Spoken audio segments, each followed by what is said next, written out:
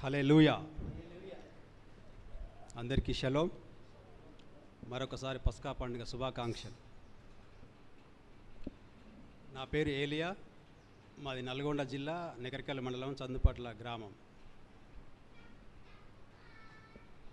అయితే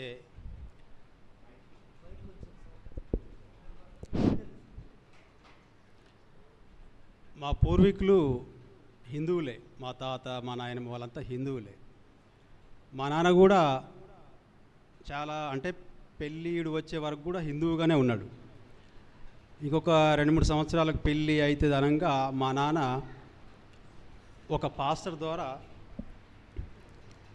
ఈ బైబిల్ని తెలుసుకోవడం జరిగింది. తెలుసుకొని అంటే ఈయనతో పాటు కొంతమంది ఇంకా వీళ్ళ ఫ్రెండ్స్ ఒక 5-6 ఉంటారు. ఈ 5-6 కలిసి తెలుసుకోవడం జరిగింది. తెలుసుకొని అప్పుడు చర్చి లేదు మా విలేజ్లో.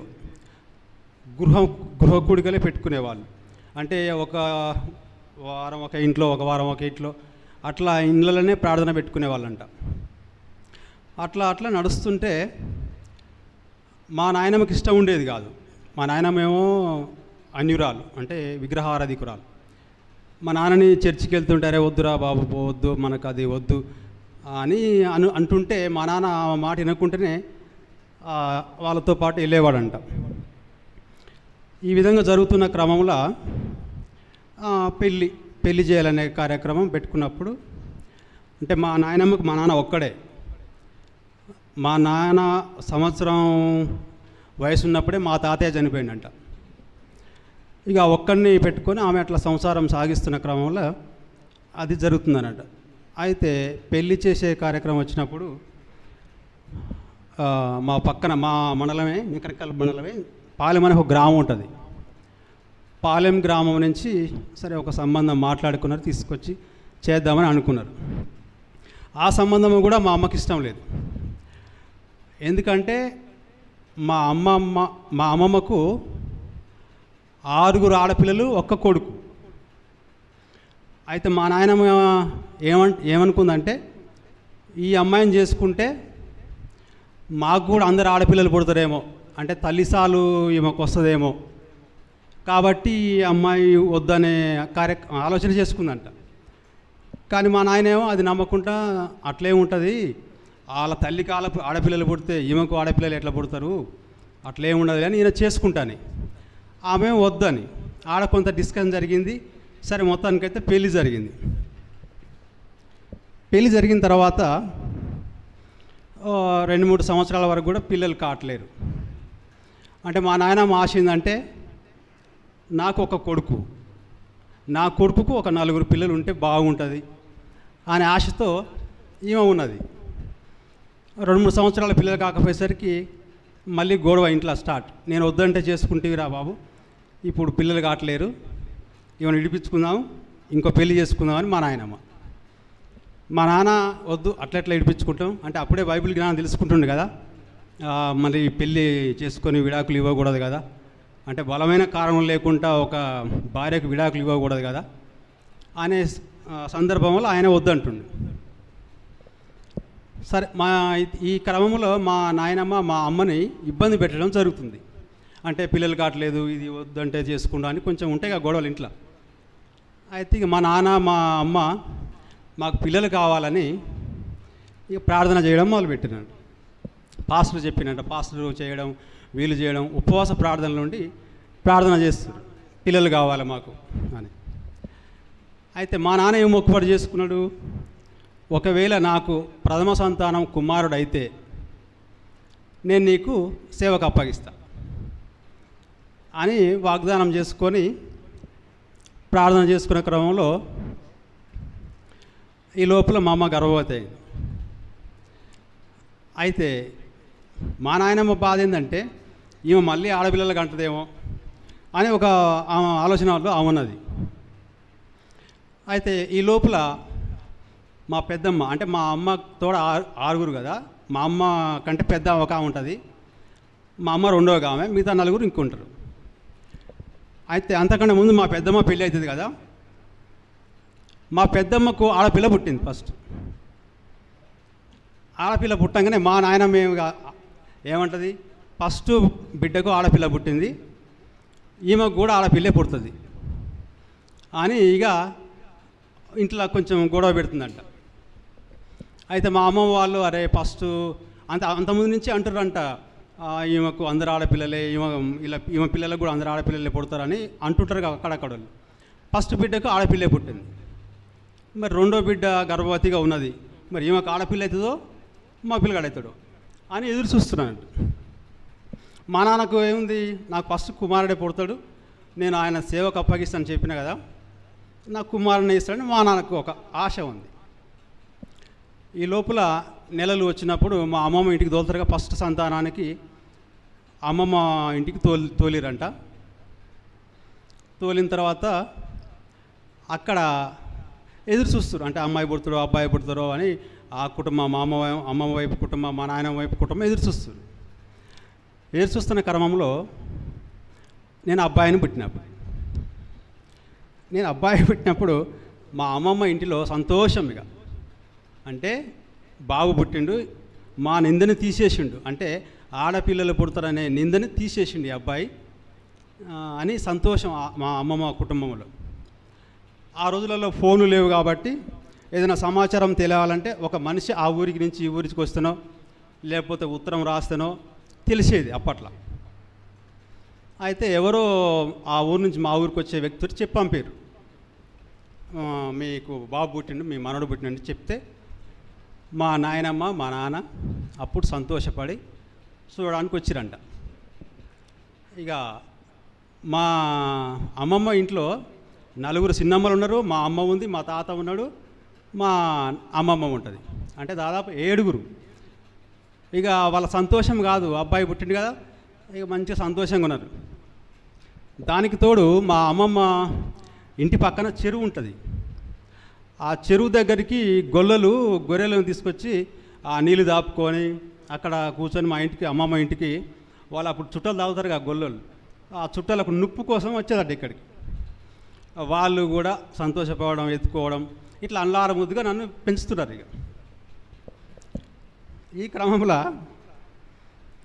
ఇంటికి వచ్చిన తర్వాత కొంచెం పెద్దవాడిని అవుతున్నా.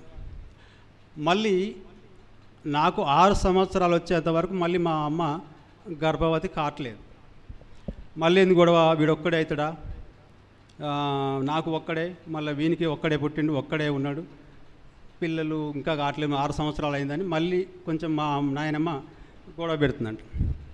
మళ్ళీ వీళ్ళు ప్రార్థన చేయడం మొదలు పెడతారు, మా అమ్మ మా నాన్న ఎట్లా మళ్ళీ సంతానం అయితే ఇచ్చినావు కానీ మళ్ళీ రెండో సంతానానికి ఇంత 6 సంవత్సరాల గ్యాప్ వచ్చిందని అంటాడు. అయితే ఈ లోపల ఏమైంది, మా నాయనమ్మ పోరేందంటే మా నాయనమ్మ తెలిసింది ఏమని, నాకు కొడుకు పుడితే దేవుని సేవ గొప్ప చెప్తాని అన్న విషయం మా నాయనమ్మ తెలిసింది. ఇక మా నాయనమ్మ ఏమంటుందంటే, నీకు లేక ఫస్ట్ కొడుకు పుడితే నువ్వు ఇంట్లో ఉంచుకోవాలి కానీ నేను దేవుని సేవ గొప్ప చెప్పేది ఏంటి అని గొడవ. మరి ఈయనేమో నేను వాగ్దానం చేసిన కదా, నేను మొక్కుబడి చేసుకున్నా కదా, నేను ఇవ్వకుంటే ఎట్లా ఉండాలని మా నాన్న. ఈ పోరుకు తట్టుకోలేక పాస్టర్ గారిని అడిగిండంట. పాస్టర్ గారు, మా అమ్మ గొడవ పెడుతుంది, నేనైతే సరే దేవుని సేవకి ఇస్తాను ఒప్పుకున్నా, మా అమ్మ వద్దంటుంది, ఇప్పుడు నేను ఏం చేయాలని అంట. అంటే ఆయన ఏం చెప్పిండు, సరే నువ్వు ఇంతగా నీ కొడుకు నీకు కావాలంటున్నావు కదా,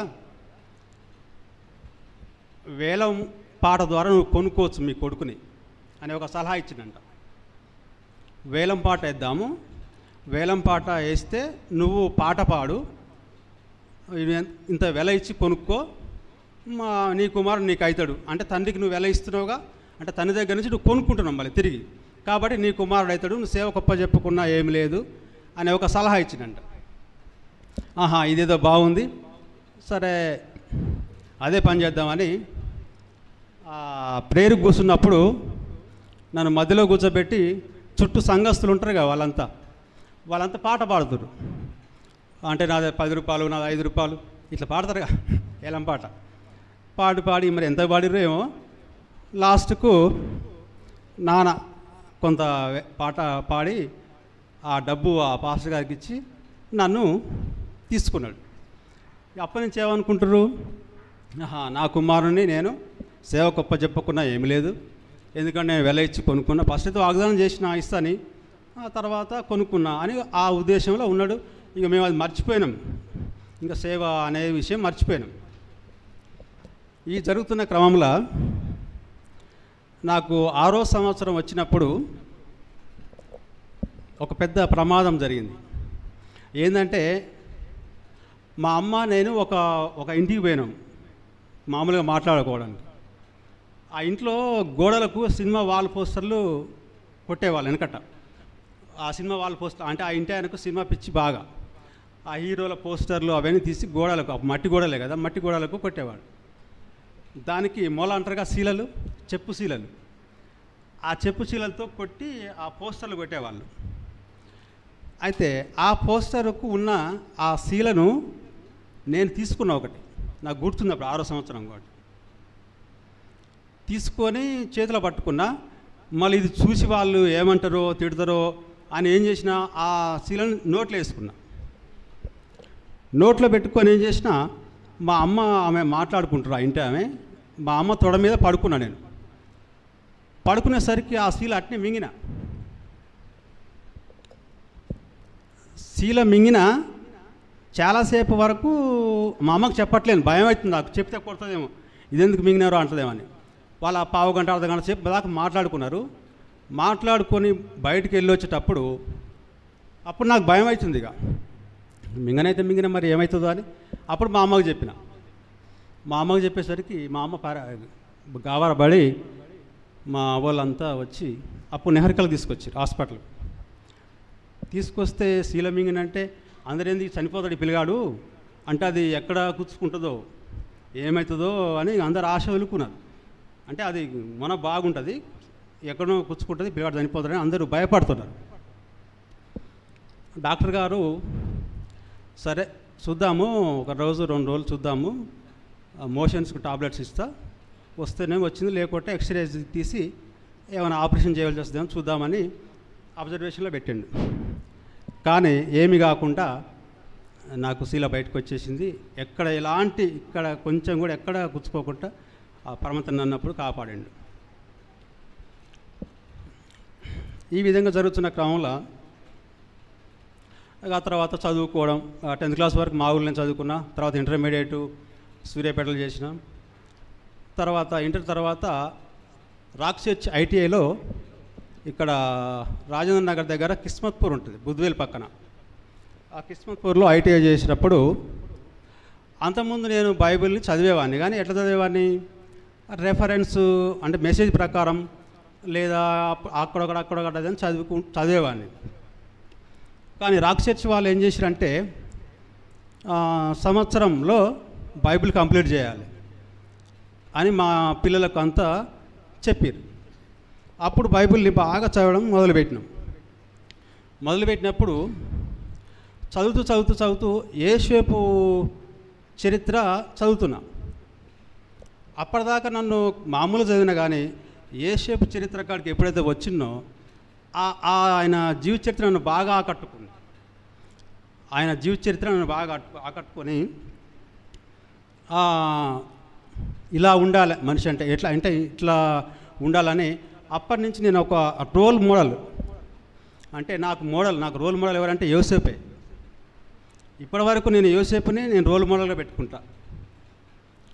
ఆ యోసేపు నిన్న కూడా చెప్పిన కదా, మన యెషయా గ్రంథం 53వ అధ్యాయం, అప్పుడు కూడా అదే ఆ అధ్యాయం కూడా అప్పుడే 94లో ఈ యెషయా గ్రంథం 53వ అధ్యాయము ప్లస్ ఈ యోసేపు జీవిత చరిత్ర, ఈ 2 నన్ను సందర్భాలు బైబిల్లో బాగా ఆకట్టుకున్న సందర్భాలు. ఈ 2 అవి అప్పుడు మొదలైనవి, ఇప్పటికి కూడా పోట్లేవు నా హృదయంలో నుంచి.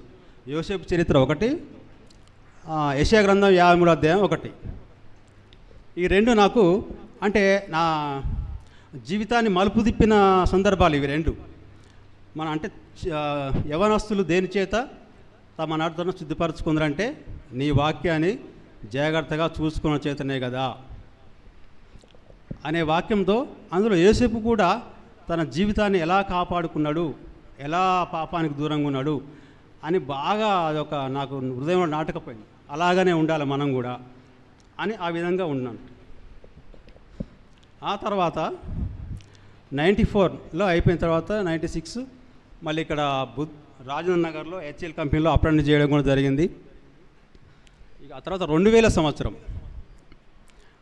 అప్పటికి చర్చి మా దగ్గర పెంతెకోస్త్ ఇండియా పెంతెకోస్త్ చర్చి ఉన్నది. ఇక ఆ చర్చికి నేను ఒక మెంబర్ని. ఎప్పుడు చర్చికి ఆ చర్చికి వెళ్ళేవాళ్ళం. వెళ్తూ ఆ చర్చిలో ప్రతి క్రిస్మస్, ప్రతి జనవరి 1 బాగా చేసేవాళ్ళం. క్రిస్మస్ అంటే ఆయన పుట్టినరోజు, జనవరి 1 అంటే కొత్త సంవత్సరం. ఇవి 2 బాగా చేసేవాళ్ళం. రంగులు వేయడము, సున్నాలు వేయడము, తర్వాత డెకరేషన్ చేయడము, ఇవి బాగా ముందుండేవాడిని నేను. నేనే ముందు స్టార్ట్ చేసేవాడిని పనులు కూడా. నాతో పాటు నా ఫ్రెండ్స్ అందరం కలిసి బాగా చేసేవాళ్ళం. ఈ 2000 సంవత్సరం జనవరి 1 రోజు మా ఊరికి జనార్దన్ రెడ్డి గారు, సురేందర్ రెడ్డి గారు వచ్చారు. వీళ్ళు ఎక్కడికి వచ్చారు? ఫస్ట్ నల్గొండకు వచ్చారు. నల్గొండలో సువార్త సేవ నిమిత్తం తిరుగుతురంట. నల్గొండకు వచ్చి నల్గొండలో సువార్త చెప్తుంటే మా ఊరు ఒక ఆయన అక్కడ టీచర్ జాబ్ చేస్తారు నల్గొండలో. ఆ టీచర్కు వీళ్ళు కలిసిరు. అక్కడ కలిసి సత్యం గురించి అక్కడ చెప్పారు. ఆయన ఏం చేసిండు, సరే ఇదేదో బాగుందండి మీరు చెప్పేది, మా ఊరికి కూడా రండి అని వీళ్ళిద్దరిని ఏం చేసిండు ఆయన, జనవరి 1 2000 సంవత్సరం రోజు మేమంతా మందిరంలో ఉన్నాం. పండుగ సందర్భంలో ఉన్నాం మేమంతా. వీళ్ళిద్దరు అప్పుడు చందుపాట్లకు వచ్చారు. అయితే అంతకుముందే నేను రాక్ చర్చిలో కానీ ఇంటిలో కానీ బైబిల్ చదివేటప్పుడే నాకు చాలా డౌట్లు వచ్చేది. ఇట్లా ఉంది కదా, ఇక్కడ ఇట్లా ఉంది కదా, ఇక్కడ ఇది ఉండకూడదు కదా అని నేను మా దగ్గర ఉన్న పాస్టర్లను అడిగేవాడిని. కానీ వాళ్ళు ఎవరు నాకు సరైన సమాధానం చెప్పలే. అప్పుడే నాకు కొన్ని డౌట్లు మైండ్లో ఉన్నాయి. కానీ ఎవరు చెప్పేవాళ్ళు లేక సరే అని నేను అట్లా ఉంటున్నా. ఈ లోపల వీళ్ళిద్దరు వచ్చి సురేందర్ రెడ్డి గారు మెసేజ్ తీసుకున్నారు. మెసేజ్లో కొంచెం అంటే డైరెక్ట్గా చెప్పకుండా నామము గురించి, పండుగల గురించి, సబ్బాదు గురించి డైరెక్ట్ చెప్పకుండా కొద్దిగా, ఎందుకంటే డైరెక్ట్ చెప్తే అందరు కలవరపడతారు కదా అని కొంచెం చెప్తూ కొంచెం వేరే మెసేజ్ చెప్పిండు. చెప్పిన తర్వాత ప్రేయర్ అయిపోయింది. ప్రేయర్ అయిపోయాక నన్ను చెప్పే విషయంలో కొన్ని గమనించిన. అంటే నాకున్న డౌట్లు కొద్దిగా క్లారిటీ వస్తున్నాయి ఆయన మాటల్లో నుంచి. నాకున్న డౌట్లు కొద్దిగా సమాధానం దొరుకుతుంది ఆయన దగ్గర నుంచి అని గమనించిన నేను. గమనించిన తర్వాత ప్రేయర్ అయిపోయాక ఆ ఊరి పాస్టర్ ఇంటికి పోయారు. మళ్ళీ వీళ్ళిద్దరు పాస్టర్ ఇంటికి పోయి పాస్టర్ ఇంట్లో కూర్చొని మళ్ళీ మాట్లాడుతారు, డిస్కస్ చేసుకుంటారు. నేనేం చేసినా నాకు కొంచెం ఇది అక్కడ సమాధానం దొరుకుతుంది, ఇదేదో బాగుందని మళ్ళీ వీళ్ళని వెతుక్కుంటూ ఆ పాస్టర్ ఇంటికి పోయాను. నేను పోయి అక్కడ మళ్ళీ వింటున్నా వీళ్ళ గురించి, వాళ్ళు చెప్తుంటే వింటున్నా. విని ఏమన్నా, మీరు మా ఇంటికి రండి అన్న, జనార్దన్ రెడ్డి గారిని సురేందర్ రెడ్డి గారు మా ఇంటికి రండి అని ఆ పాస్టర్ ఇంటి దగ్గర నుంచి మా ఇంటికి తీసుకుపోయినా. మా ఇంటికి తీసుకుపోయి అప్పుడు ఇక నాకున్న డౌట్లు అడగడం, వాళ్ళు చెప్పడం జరుగుతుంది. ఆ రోజు నాకు చాలా క్లారిటీ వచ్చింది. ఇది బాగుంది, ఈ నాకున్న డౌట్ల దగ్గర సమాధానం ఇక్కడ ఉంది. ఇన్ని రోజులు దొరకలేదు నాకు ఈ సమాధానం, వీళ్ళ దగ్గర దొరికిన సమాధానం అని. అప్పుడు ఆ రోజు రాత్రి వరకు ఉన్నారు కదా, మాట్లాడుతూనే ఉన్నాము. రాత్రి 12, 1, 2 అయిపోతుంది టైము. కానీ మా మాటలు ఒడవట్లేదు, మా డిస్కషన్ ఒడవట్లేదు. సరే ఆ రోజు నైట్ పడుకున్నారు. మళ్ళీ వీళ్ళు హైదరాబాద్ వెళ్ళొచ్చారు, నేను అక్కడ ఉన్నా. కానీ నాకు ఇక మనసులో ఇదే బాగా వస్తుంది ఆలోచన అని. ఇక వీళ్ళు కూడా గమనించారు నన్ను. ఈ అబ్బాయి కొంచెం మన సత్యాన్ని గ్రహించేటట్టున్నది, ఈయనకేదో ఇంట్రెస్ట్ ఉన్నట్టుంది అని వీళ్ళు గమనించారు. గమనించి హైదరాబాద్ నుంచి బైక్ మీద చందుపాట్లకు వచ్చేవాళ్ళు. మనం ఇలా కార్లో పోవాలంటేనే ఇసుకొస్తుంది, అంటే ఇంతసేపు అనిపిస్తుంది. బైకు అది రాజ్దూత్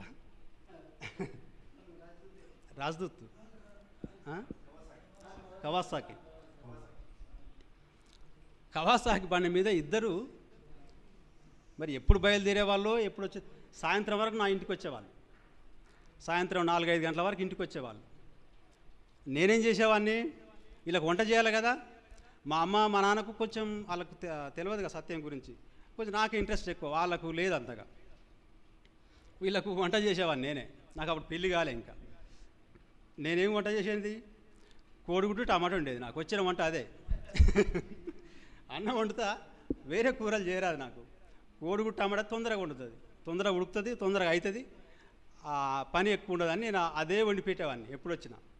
ఇప్పటికీ ఆ కోడిగుడ్డు టమాటా అనేది మేము వాడుకలో ఉంటాం. చేపలు వండిన, మటన్ వండిన, ఇంకోది వండినా కూడా కోడిగుడ్డు టమాటా అనేది కొంచెం పక్కన ఉండాలి. ఇప్పటికి ఆనవాయితీ వస్తుంది. అట్లా జరుగుతున్న క్రమంలో 2000 అట్లా సంవత్సరం అయింది. ఇట్లా వస్తుర్రు రోజు రావడం పోవడం. ఈ లోపల నేను ఇక చర్చి బంద్ చేసిన. చర్చికి పోవడం బంద్ చేస్తే వాళ్ళు ఏమంటారు, ఇది అబద్ధ బోధ వాళ్ళు తెచ్చింది, చూసినవా బైబిల్లో యేసుక్రీస్తు అని ఉంది, వాళ్ళేమో యేసుక్రీస్తు కాదంటారు. బైబిల్లో ఆదివారం ప్రార్థన చేయమని ఉంది, వాళ్ళేమో సాటర్డే చేయమంటారు.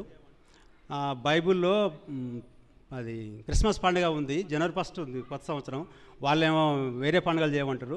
వాళ్ళు అబద్ధ ప్రవక్తలు కాబట్టి నువ్వు వాళ్ళ మాట వినొద్దు అని నా మీద వీళ్ళు పాస్టర్ కానీ మా ఊరోళ్ళు కానీ ప్రెజర్ చేస్తారు. అయినా కూడా నేను వాళ్ళ మాట వినట్లేదు. ఎందుకు వినట్లేదు అంటే నాకు సత్యం అనేది నన్ను గ్రహించిన కాబట్టి వినట్లేదు. ఇంకా అయితే ఆ పాస్టర్ గారు ఏం చేసిండు, ఓహో ఈయన ఏదో సంఘాన్ని చెడగొట్టేటట్టుంది, ఈయన వాళ్ళు హైదరాబాద్ నుంచి వచ్చిన పాస్టర్లు మా సంఘాన్ని చెడగొట్టేటట్టుంది అని వీళ్ళ మీద తప్పుడు ప్రచారం చేయాలని ఏం చేసిర్రు, వాళ్ళు అబద్ధ ప్రవక్తలు, వాళ్ళు ఏం చేస్తారంటే ఏలియాకు డబ్బులు ఇచ్చి, ఆ జీతం ఇచ్చి ఆయనకు మిమ్మల్ని అందరినీ ఆయన వైపు మలపవని చెప్తుర్రు, కాబట్టి మీరు ఆయన మాటలు వినొద్దు అని ఆ సంఘస్థులకు చెప్పడం అయింది. వాళ్ళు నిజంగా నమ్మిర్రు. ఎందుకంటే యేసుక్రీస్తు బైబిల్లో ఉంది, వాళ్ళు కాదంటారు. పండుగ ఇది ఉంది, ఇంకోటి అంటారు. ఆదివారం ఈడ ఉంది, సబ్బాత్ అంటారు. నిజంగానే కదా అని ఆయన మాటలు నమ్మిర్రు. నమ్మి ఇక నేను చెప్తుంటే వినట్లేరు. సరే ఓకే, నేను వాళ్ళంతా 100 మంది ఉంటారు దాదాపు మా సంఘంలో. ఆ 100 మంది ఒకవైపు, నేను ఒక్కని ఒకవైపు. అయినా పర్వాలేదు, నాకు సత్యం తెలిసింది, నేను రాను మీ చర్చికి అని నేను అప్పటి నుంచి ఇప్పటి వరకు 2000 సంవత్సరంలో బయటికి వెళ్ళిన ఆ చర్చిలో నుండి ఇంతవరకు మళ్ళీ అందులో నేను పోలే. దాదాపు 25 సంవత్సరాల నుంచి కూడా మళ్ళీ ఆ చర్చిలోకి నేను పోలేదు. ఈ లోపల ఈ సత్యం ఇక్కడికి వస్తుర్రు పోతురు, పూర్తిగా గ్రహించిన, పూర్తిగా వేరైనా చర్చికి పోవట్లేను. ఇక నాకు పెళ్లి సంబంధాలు చూడడం మొదలుపెట్టారు మా ఇంట్లో వాళ్ళు. పెళ్లి సంబంధాలు నాకు చాలా వచ్చినాయి, దాదాపు 15-20 సంబంధాలు రావచ్చు. అందులో 4-5 అమ్మాయిలు కూడా చూసిన నేను, కానీ కుదరలేదు. పెళ్లి సంబంధాలు ఎందుకు ఎక్కువ వచ్చినాయి అంటే, అబ్బాయి మంచివాడు, మాకు పెద్ద ఆస్తులు లేవు, పెద్ద చదువు లేదు, నాకు పెద్ద ఉద్యోగం కూడా చేయట్లే అప్పుడు నేను, కానీ అబ్బాయి మంచివాడు ఎట్లయిండు, నేను మంచినట్టయినా బైబిల్ చేయబట్టి మంచాడు, నేను బైబిల్ చేయబట్టి నేను మంచివాడినైనా, నేను మంచివాడిని చేయబట్టి సంబంధాలు వస్తున్నాయి. వస్తున్న క్రమంలో ఈమె గురించి చెప్పాలి ఒకరోజు. అయితే 96లో నేను సూర్యాపేటలో మా బాబాయ్ ఉంటాడు, ఆయన టీచర్ జాబ్ చేస్తాడు అక్కడ. అయితే అప్పుడు నేను ఖాళీగా ఉంటున్నా, మా బాబాయ్ ఏదైనా పని చూపిస్తాడు, అక్కడికి పోతాను. నేను సూర్యాపేటకు పోయిన తర్వాత మా బాబాయ్ ఏం చేసిన, ఆయన టీచర్ జాబ్ చేస్తాడు. అరే ఒక రోజు ఉండు, నేను తెల్లారి ఆ సుధాకర్ పీవీసీ పైపుల కంపెనీ ఉంది, అందులో నేను మాట్లాడుతూ నేను అక్కడ పెట్టిస్తలే, ఈరోజు ఉండు అని చెప్పిండు. ఆయన డ్యూటీకి వెళ్ళిండు. మా పిన్ని ఏం చేసింది, మా అమ్మమ్మ వాళ్ళ ఇంటికి పోయేస్తాని, నేను ఊరికి వెళ్ళేస్తారా, నువ్వు ఇంటి దగ్గర ఉండు, మధ్యాహ్నం చెల్లెల వాళ్ళు వస్తారు, వాళ్ళకి అన్నం పెట్టి నువ్వు అన్నం తిను, ఇంటి దగ్గర ఉండరు అని చెప్పింది. సరే అన్న, మా బాబాయ్ డ్యూటీకి పోయిండు, మా పిన్ని వాళ్ళ ఇంటికి పోయింది, నేను ఒక్కనే ఇంట్లో ఉన్నా. ఇంట్లో ఉండి ఏదో బుక్ చదువుకుంటూ కూర్చున్నా. ఈమె బుక్స్ పట్టుకొని ఇంటికి వచ్చింది, గేట్ తీసుకొని.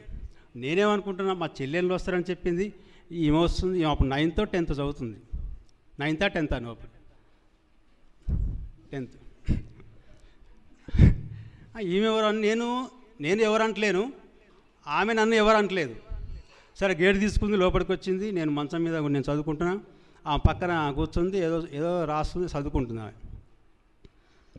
ఒక అర్ధగంట సేపు వరకు ఏం మాట్లాడలే, ఆమె మాట్లాడతలేదు, నేను మాట్లాడలేను. కొత్తగా మనకేం తెలియదా అని మాకు బంధువులే అవుతారు, కానీ మేము ఎప్పుడూ పరిచయం లేదు. తర్వాత ఏమన్నది, ఇక ఆమె మాట్లాడింది, అత్తమ్మ ఆడిపోయింది అన్నయ్య అన్నది.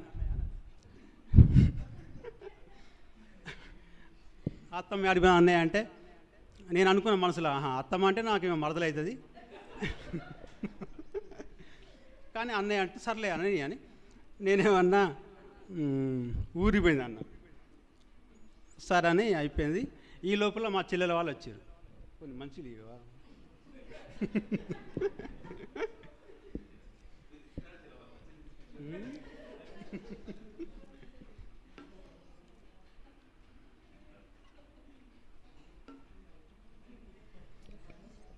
ఈ లోపల మా చెల్లెల వాళ్ళు వచ్చారు. వచ్చిన తర్వాత వాళ్ళకి అన్నం, ఈమె తెచ్చుకుంది బాక్స్. వాళ్ళు అన్నం తిన్నారు, మేము అన్నం తిన్నాం. అయిపోయిన తర్వాత మళ్ళీ వాళ్ళు వెళ్ళిపోయారు, నేను ఇంటి దగ్గర ఉన్నా. సాయంత్రం మళ్ళీ వచ్చారు, స్కూల్ వదిలిపెడతారు 5 గంటలకు. వదిలిపెడితే మళ్ళీ వచ్చింది ఈమె. వచ్చి అంటే ఏమన్నా తప్పు చెప్తున్నా. వచ్చిన తర్వాత మా పిన్ని సాయంత్రం వస్తుంది కానీ రాలే ఆ రోజు. ఆమె ఇంటి దగ్గరనే మా అమ్మమ్మ వాళ్ళ ఇంటికి పోయింది, రాలేదు ఆమె. మా బాబాయ్ ఏమో లేటుగా వస్తాడు, ఆయన వచ్చిన 9-10 అవుతుంది ఇంటికి వచ్చేసరికి. ఈ లోపల మళ్ళీ సాయంత్రం వంటలు చేయాలి. సాయంత్రం వంటలు చేయాలంటే ఎవరు చేయాలని ఇక ఈమె వాళ్ళ ఫ్రెండ్స్ తోటి ఏదో లీవ్ లెటర్ హాస్టల్ ఓడడానికి పంపించింది. వండి అన్నం వంటలు చేసి మా బాబాయ్ వచ్చిన తర్వాత అందరం భోజనాలు కూర్చొని తింటుంటే అప్పుడు చెప్తుంది మా బాబాయ్, అరే బాబు ఈ అమ్మాయి నీకు మరదలవుతుందిరా, మీ మామ బిడ్డ అని పాత వరుసలు చెప్పిండు. సర్లే అనే సరే బాబాయ్ అని అనుకున్నాం, అయిపోయింది. ఇక ఆ తర్వాత నేను 96లో మా బాబాయ్ అక్కడ సుధాకర్ పీవీసీ కంపెనీలో జాబ్ చూసినా కూడా మళ్ళీ నాకు నచ్చక నేనేం చేసిన, మళ్ళీ హైదరాబాద్ వచ్చేసిన. హైదరాబాద్ వచ్చిన తర్వాత హెచ్ఏఎల్ కంపెనీ బాలానగర్లో హెచ్ఏఎల్ కంపెనీలో నాకు అప్రెంటిస్ వచ్చింది. 96, 97 ఇక్కడే ఉన్నప్పుడు. 96, 97 ఇక్కడే ఉన్న తర్వాత మళ్ళీ ఇంటికి పోయిన తర్వాత 2001లో 2000 సంవత్సరాలు వచ్చిర్రు, పరిచయం అయ్యారు. 2001లో పెళ్ళి. ఈ లోపల ఏమైంది, వేరే మిర్యాలగూడెం దగ్గర ఒక అమ్మాయితో నాకు కుదిరింది. పెళ్ళి కుదిరేటప్పుడు వీళ్ళ ఊర ఒక ఆయన మా ఇంటికి వచ్చిండు. పెళ్లి సంబంధం మాట్లాడుకున్నంతసేపు ఆయన మా ఇంటి దగ్గరే కూర్చుండు.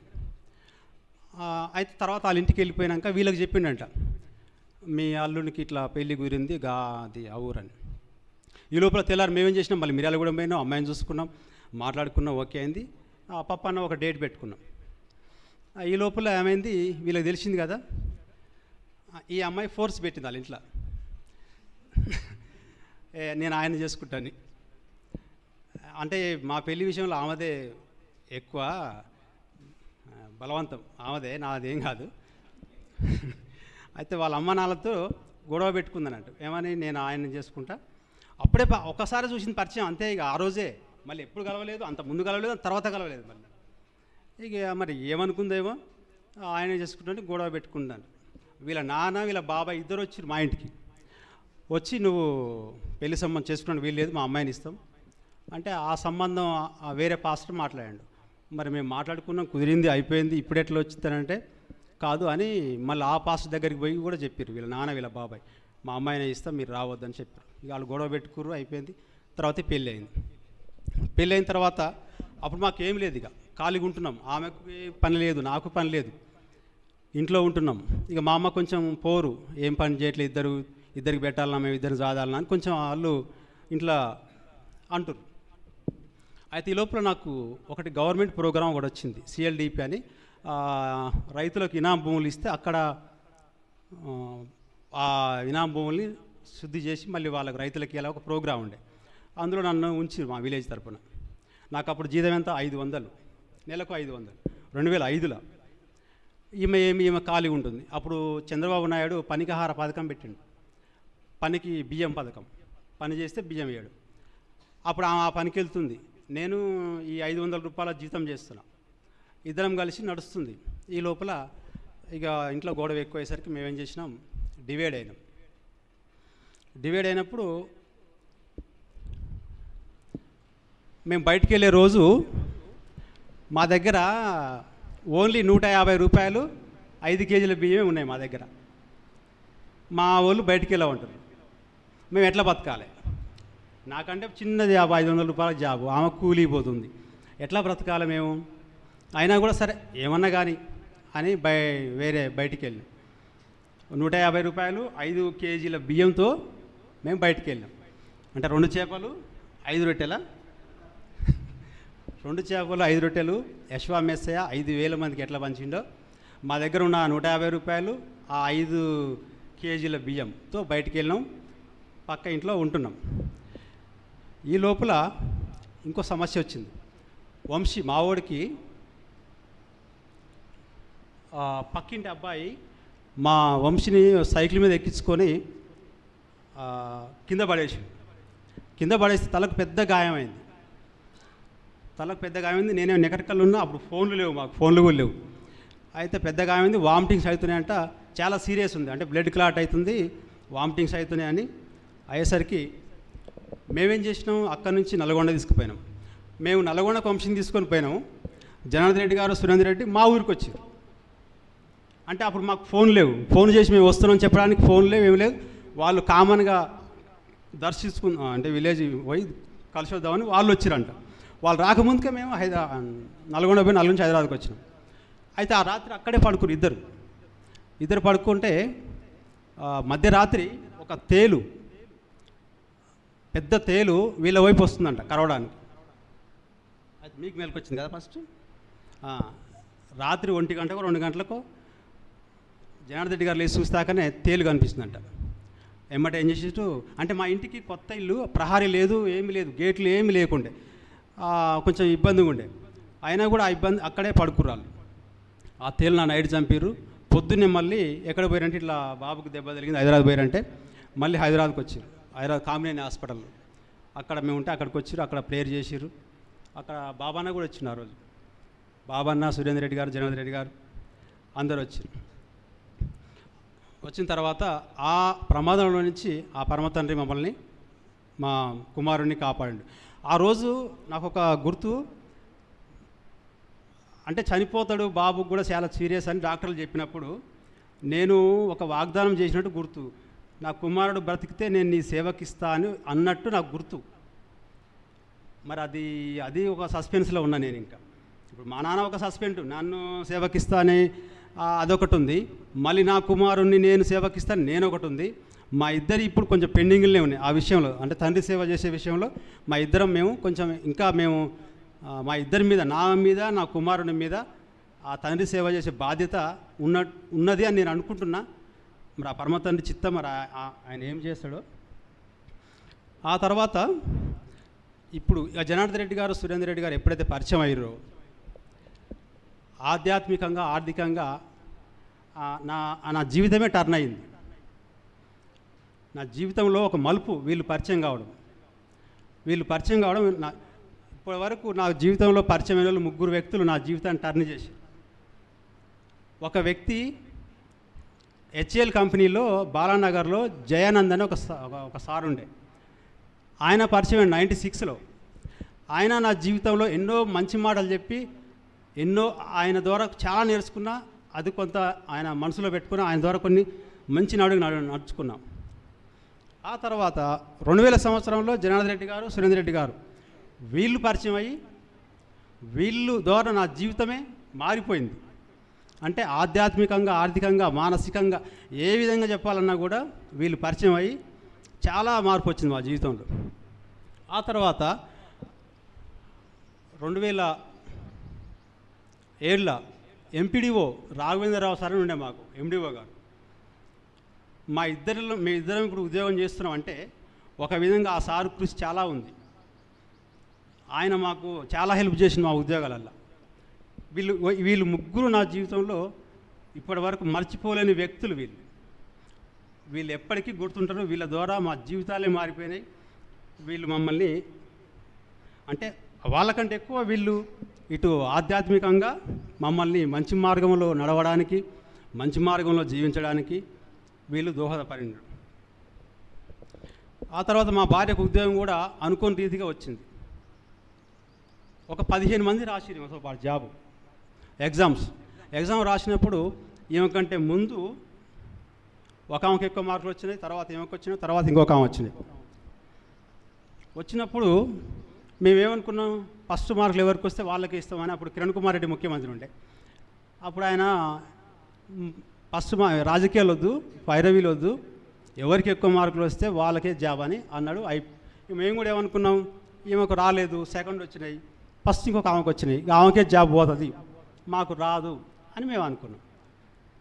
ఆ తర్వాత ఏమైందంటే రేపు ఆర్డర్ కాగితాలు ఇస్తారు అనగా నాకు ఒక ఆలోచన వచ్చింది. ఆ ఫస్ట్ మార్కులు వచ్చినామా మా ఊరు నుంచి వెళ్ళిపోయి నెకరకల్లో నివాసం ఉంటారు. ఆ జాబ్ రూల్స్ ఏంది, ఆ ఊరి వాళ్ళకే ఆ జాబ్ ఇవ్వాలి, విఆర్ఏ ఆ ఊరి వాళ్ళకే జాబ్ ఇవ్వాలి, వేరే ఊరు వాళ్ళు అప్లై చేయడానికి కానీ అర్హులు కాదు. అయితే ఆ ఆలోచన వచ్చి ఎమ్మటే నల్గొండ పోయి ఆర్డీఓ ఆఫీస్లో మేము లెటర్ పెట్టడం జరిగింది. ఇట్లా సార్ పలానా వ్యక్తి నివాసం సందుబాటులో కాదు, నెకరకల్లో ఉంటారు వాళ్ళు, కానీ ఎగ్జామ్ మాత్రం ఇక్కడ రాసిరు కాబట్టి ఆమె చెల్లదు, ఆ ఉద్యోగం మాకు ఇవ్వాలని మేము పోయినాం. ఆర్డీఓ ఆఫీసులు ఏమంటారు, మరి ఇన్ని రోజులు ఏం చేసిరు మీరు, తెల్లారితే ఆర్డర్ కాగితాలు ఇస్తాం, మీరు ఈరోజు సాయంత్రం, ఆ రోజు సాయంత్రం 4 అయింది, సాయంత్రం వచ్చిరు, తెల్లారితే ఆర్డర్ కాగితాలు ఇస్తాం, ఇప్పుడు మేము తీసుకోం, మీ అప్లికేషన్ మేము తీసుకోమంటారు.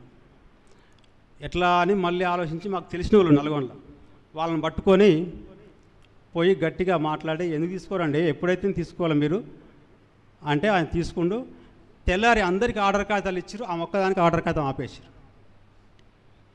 ఆపేసి ఎమ్మటి ఆర్డీఓ గారు ఎంఆర్ఓకు లెటర్ పంపించిండు, నువ్వు ఎంక్వైరీ చేసి ఆమె నివాసము నికరకల్లా చందుపాట్ల కనుక్కొని నాకు రిపోర్ట్ ఇవ్వమని ఎంఆర్ఓ చెప్పిండు. ఎంఆర్ఓ ఏం చేసిండు, ఆర్ఐకి విఆర్ఓకు చెప్పిండు ఎంక్వైరీ చేయమని.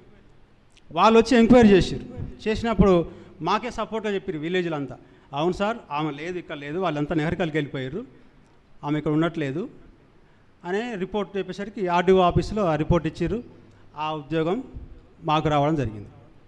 ఈ విధంగా ఎన్నో మేలు ఆ పరమతండ్రి. మేము అంటే అతి తక్కువ స్థాయి, మా స్థాయి అంటే చాలా పేద స్థాయి, చాలా చిన్న కుటుంబం, కూలీనాలు చేసుకునే కుటుంబం మాది. కానీ ఈరోజు ఆ పరమతండ్రి మాకు మా ఇద్దరికి ఉద్యోగాలు ఇచ్చిండు, మా పిల్లలు, మా వంశీ బీఎస్సీ ఎంఎల్డీ చేస్తుండు, మా బుజ్జి ఇంటర్మీడియట్ చేస్తుంది. పరమతండ్రి ఇప్పటి వరకు మమ్మల్ని కాపాడి ఎన్నో సమస్యలు, ఇరుకులు, ఇబ్బందులు ఎన్ని ఉన్నా కూడా మీ అందరి ప్రార్థన, జనార్దన్ రెడ్డి గారు, దయాకర్ గారు, వీరు మా కోసం చేస్తున్న ప్రార్థనలు మమ్మల్ని ఇంతకాడ తీసుకొచ్చిన నమ్ముతూ ఈ చిన్న సాక్ష్యాన్ని ముగిస్తున్నాను.